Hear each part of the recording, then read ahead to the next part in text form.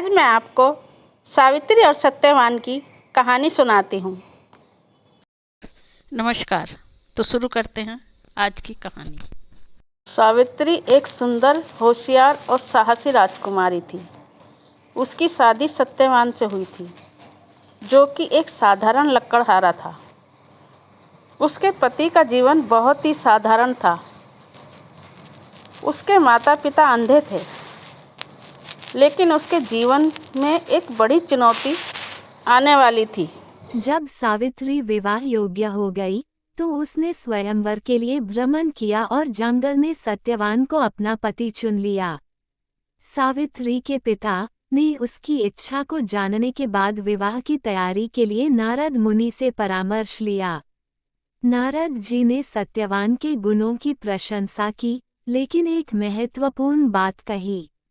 सत्यवान हर दृष्टि से आदर्श पुरुष है, लेकिन उसकी मृत्यु निश्चित है। ये सुनकर सावित्री के पिता अत्यंत चिंतित हो गए। उन्होंने सावित्री को इस निर्णय पर पुनर्विचार करने को कहा और कहा, पुत्री, तुम सत्यवान के अलावा किसी और वर का चयन कर लो।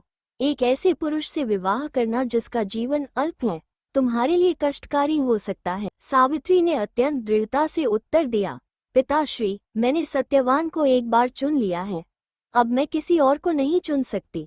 एक नारी का निर्णय एक बार होता है और वह उसके जीवन भर के लिए होता है। सत्यवान ही मेरा पति है, चाहे उसकी आयु कितनी भी हो। मैं अपने निर्णय से पीछे नहीं हटूंगी। सावित्री की दृढ़ता को देखकर नारद मुनि ने कहा, सावित्री धर्म और सत्य के मार्ग पर चलने वाली महान स्त्री है। यदि वो सत्यवान को पति के रूप में चुन चुकी है, तो इसमें किसी का विरोध नहीं होना चाहिए। ये सत्य है कि सत्यवान का जीवन 1 वर्ष के बाद समाप्त होगा, लेकिन सावित्री के साहस और संकल्प से कुछ चमत्कार अवश्य हो सकता है। इस प्रसंग के बाद सावित्री और सत्यवान का विवाह संपन्न हुआ। सावित्री सत्यवान के साथ वन में सादा जीवन बिताने लगी। एक दिन सावित्री जंगल में अपने पति के साथ लकड़ी लेने गई। उसे पता था आज वही दिन है जिस दिन यमराज ने मेरे पति के प्राण लेकर जाने हैं। उसने देखा सत्यवान बेहोश हो गए हैं। सावित्री का दिल डर गया और चिंता से भर गया।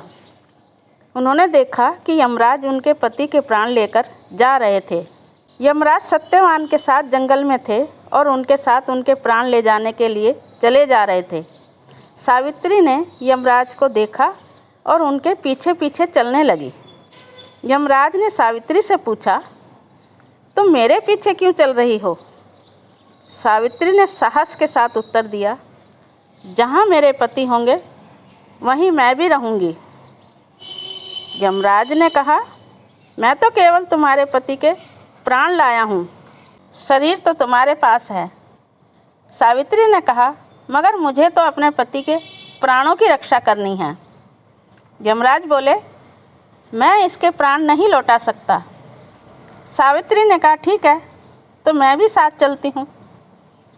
यमराज बोले, मगर जहाँ मैं इनके प्राण लेकर जा रहा हूँ वहाँ शरीर के साथ नहीं जाया जा सकता। सावित्री बोली, ठीक है, मेरे भी प्राण ले लो। यमराज ने समझाया, अभी तुम्हारी आयु बाकी है और इसकी आयु खत्म हो चुकी है। सावित्री ने कहा, तो मैं तुम्हारे साथ ही चलूँगी। यमराज बोले, अगर मैं तुम्हें कोई वरदान दूं तो तुम क्या वापस जा सकती हो? सावित्री ने कहा, ठीक है, आप मेरे वरदान को पूरा कीजिए।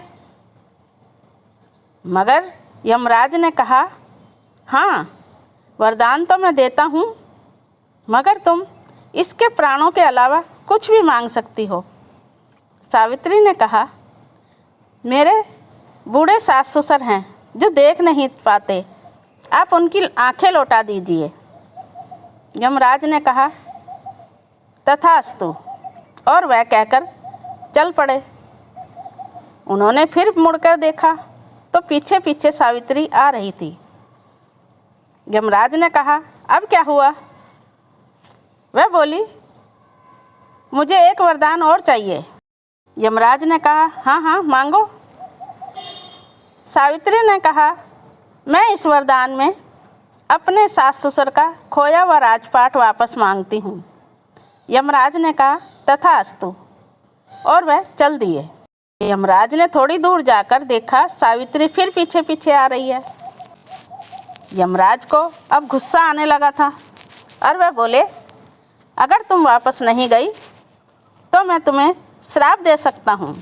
सावित्री ने कहा, आप मुझे श्राप मत दीजिए, आप अपने 3 वरदान पूरे कर दीजिए, मुझे 1 वरदान और दीजिए।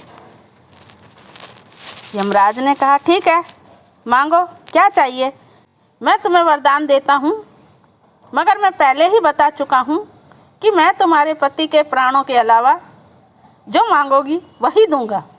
सावित्री ने बिना कुछ देर लगाए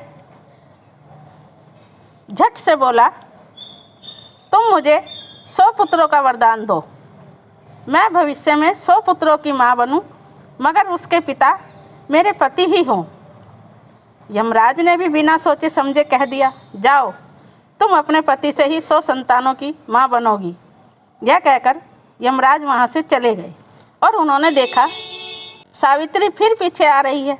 अब यमराज को गुस्सा आ गया और वह बोले, मैंने तुम्हें 3 वरदान दिए हैं, मेरे पीछे क्यों आ रही हो, जबकि मैंने तुम्हारे कहे अनुसार 3 वरदान पूरे किए हैं। सावित्री बोली, मगर तीसरा तो अधूरा ही है। यमराज ने कहा, इसका क्या मतलब है?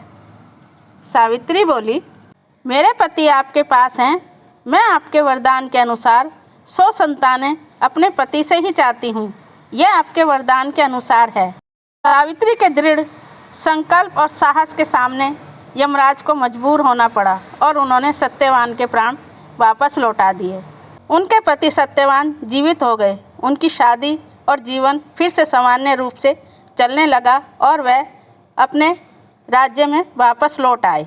कहानी आपको पसंद आई हो तो सब्सक्राइब कीजिए, लाइक कीजिए, शेयर भी कीजिए। आपको कहानी पसंद आती है नहीं या आपको कुछ गलत लगता है तो कमेंट करके जरूर बताइए।